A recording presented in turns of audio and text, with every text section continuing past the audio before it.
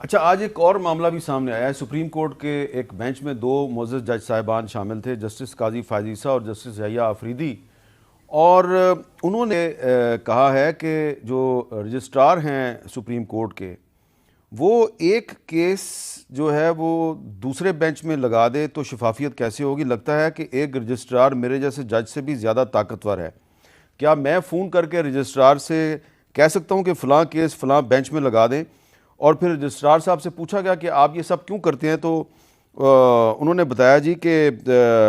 ہم جو ہے وہ جو بھی کرتے ہیں تو پھر وہ چیف جسٹس صاحب سے منظوری لے کے کرتے ہیں، اور معاملہ جو ہے وہ کافی آگے تک چلا گیا ہے، اور اس میں جو ججز کا حلف نامہ ہے اور ضابطہ اخلاق ہے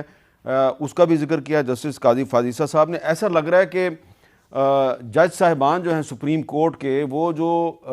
کچھ ایڈمنسٹریٹو معاملات ہیں اس میں سے ان کا خیال ہے کہ کوئی اس میں جان بوجھ کے بینچ کو تبدیل کر دیا جاتا ہے۔ ایسا لگتا ہے کہ تقسیم بڑھ رہی ہے سپریم کورٹ کے ججز میں، اور یہ اتنی کھل کے سامنے آئی ہے، یہ پہلے 90s میں سامنے آئی تھی اور اب دوبارہ سامنے آ رہی ہے۔ تو ناصرہ جاوید اقبال صاحبہ، آپ بھی جج رہ چکی ہیں، یہ جو سپریم کورٹ کے دو معزز جج صاحبان نے شکایت کی ہے کہ ان سے پوچھے بغیر ہی ان کا بینچ تبدیل ہو جاتا ہے، تو آپ بھی جج رہی ہیں، یہ کیس کیسے فکس ہوتے ہیں اور کیسے چینج ہوتے ہیں، کچھ بتائیں گی آپ؟ اصل میں تو یہ جو ہے اختیار ہے چیف جسٹس کا کہ وہ بینچز کانسٹیٹیوٹ کرے، اور کیسز کی مارکنگ جو ہے وہ تو رجسٹری سے ہو جاتی ہے، لیکن اگر چیف جسٹس خود مارک کرنا چاہیں تو ان کے پاس یہ اختیار ہے۔ اور اس پہ میں سمجھتی ہوں کہ ایک پرانی روایت ہے کہ جو جج حضرات ہیں وہ اپنی ججمنٹس کے ذریعے بولتے ہیں، اور آپس میں اس طرح تبادلہ خیال کرنا یا تنقید کرنی اپنے افسران عدالت پر، یہ کچھ مناسب لگتا نہیں۔ لیکن اب یہ شروع ہو گیا، ایک روایت شروع ہو گئی ہے کہ ججوں پہ تنقید کرتی ہیں پارٹیاں، تو ججوں نے بھی خود اپنے اوپر تنقید کرنی شروع کی ہے۔ یہ کوئی اچھی روایت نہیں ہے، اور میرا خیال ہے اس سے اجتناب کرنا ضروری ہے، اور جوڈیشل پروسیجر کے جو ہے نا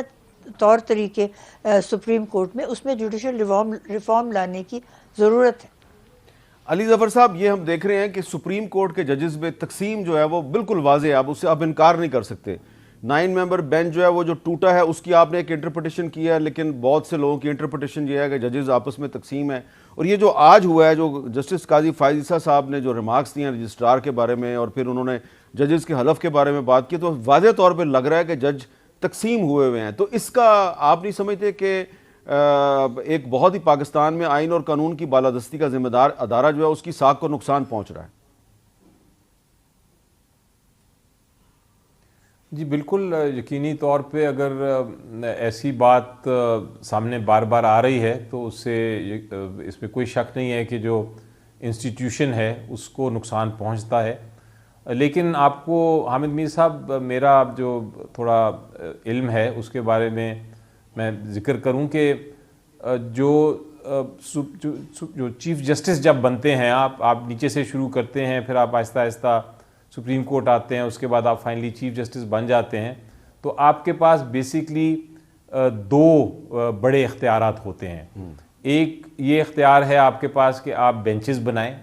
آپ کی مرضی ہے کہ آپ کون سے جج کو کس کے ساتھ بٹھائیں، کس قسم کا بینچ کس وقت بٹھائیں، کس کیس میں بٹھائیں۔ اور دوسرا ان ججز کو، ان بینچز کو کیس مارک کرنے کی جو ایک طاقت ہے، وہ پاور ہے، وہ بھی اختیار چیف جسٹس صاحب کا ہوتا ہے۔ اور یہ ایک رولز اینڈ ریگولیشنز اور ایڈمنسٹریٹو سائڈ پہ یہ چلتا آ رہا ہے جب کا سپریم کورٹ بنا ہے۔ تو یہ اختیار چیف جسٹسز نے کئی صحیح استعمال کیا، کئی انہیں غلط استعمال کیا، اس پہ آبجیکشنز ہوتی نہیں، لیکن یہ ایڈمنسٹریٹو سائڈ پہ ہمیشہ ان کی سلوشن، ان کا حل ڈھونڈا گیا۔ اب اگر آپ یہ لے لیں گے اختیار چیف جسٹس صاحب سے کہ وہ کون سا بینچ بنا سکتے ہیں یا کون سا کیس فکس کر سکتے ہیں، تو پھر اس کا چیف جسٹس کا جو دو اختیار رہ گئے ہیں وہ بھی ختم ہو جائیں گے، تو پھر تو چیف جسٹس ایک طرح سے ایڈمنسٹریٹو سائڈ پہ بھی بہت کمزور ہو جائیں گے، اور اس میں بھی کنفیوژن رہے گی۔ تو یہ میرا خیال ہے ایک سمجھوتا کرنا پڑے گا۔ ہاں، یہ ضرور ہے کہ اگر ایک جج صاحب کے پاس ایک کیس لگ گیا ہے اور وہ اس کی سماعت کر رہے ہیں، تو پھر چیف جسٹس صاحب کا نا اختیار ہے نہ ہونا چاہیے کہ وہ اس جج سے یا اس بینچ سے وہ والا کیس ہٹا لیں. تو یہ اور یہی ٹریڈیشن ہے کہ کبھی کیس ہٹایا نہیں جاتا سٹنگ جو کیس سن رہے ہوں جج صاحبان.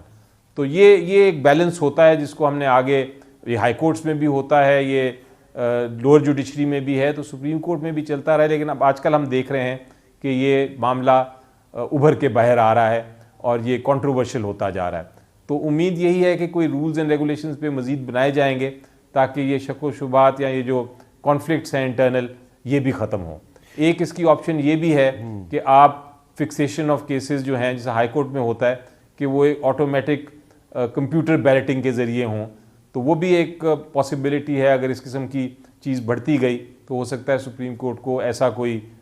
جو نظام ہے وہ اپنا اس کو کرنا پڑے امپلیمنٹ. اچھا کامران مرزا صاحب, کیا آپ اتفاق کریں گے ناصرہ جاوید اقبال صاحبہ نے بڑی سمپل لیکن بڑی گہری بات کی ہے کہ ججز کو اپنے فیصلوں کے ذریعے بولنا چاہیے. اس طرح ایک دوسرے جو جوڈیشل افسران ہیں اور اپنے ہی ساتھی ججز ہیں ان کے بارے میں اس طرح ریمارکس نہیں دینے چاہیے. نہیں, بالکل نہیں دینے چاہیے, اور اس طرح کے ریمارکس دینے سے دونوں کے بارے میں امیج خراب ہو جاتا ہے, جو ریمارکس دے رہا ہے اور جس کے بارے میں ریمارکس دیے گئے ہیں. اب یہ تھوڑا سا واقعہ شاید کیونکہ یہ علم میں آیا ہے, اس میں اچانک جو ہے بینچوں کی فارمیشن چینج ہوئی ہے,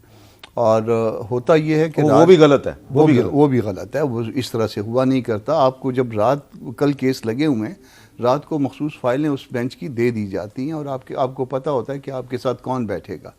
اور اس حساب سے آپ اپنی تیاری کر کے آتے ہیں, یا بعض اوقات طے کر لیتے ہیں کہ اتنے کیس آپ نے تیار کرنے ہیں, اتنے میں نے تیار کرنے, کیونکہ ہم سے بہتر پڑھ کے آئے ہوتے ہیں ججز. تو یہاں پہ اچانک فارمیشن چینج ہو گئی, اور اس میں سینئر ججز کو دو جگہ پہ ان کو یہ فیل ہوا کہ ہم کو اکٹھا کر کے, اور دوسرا بینچ جو ہے نا وہ نسبتاً جونیئر ججز کو دیا گیا ہے, تو وہ انہوں نے کوئی تھوڑا سا انسلٹنگ فیل کیا. بھلے یہ بات بالکل درست ہے کہ اختیار جو ہے وہ چیف جسٹس کا ہے, مگر وہ اختیار بھی جو ہے وہ مناسب انداز میں استعمال ہونا چاہیے, عزت کے دائرے میں استعمال ہونا چاہیے. اچانک فارمیشن جو بگڑ جائے بینچ کی, اور صبح پتہ چلے کہ آپ میرے ساتھ نہیں بیٹھ رہے ہیں بلکہ کسی اور کے ساتھ بیٹھ رہے ہیں, تو یہ نہیں ہونا چاہیے تھا. اس میں چیف صاحب کو کیونکہ وہ ادارے کے سربراہ ہیں,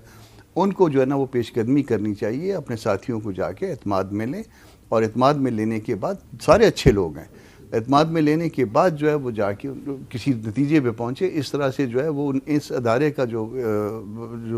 امیج ہے وہ بالکل تباہ ہو رہا ہے, بلکہ آپ کہنا چاہیے بہت سارا تباہ بھی ہو گیا.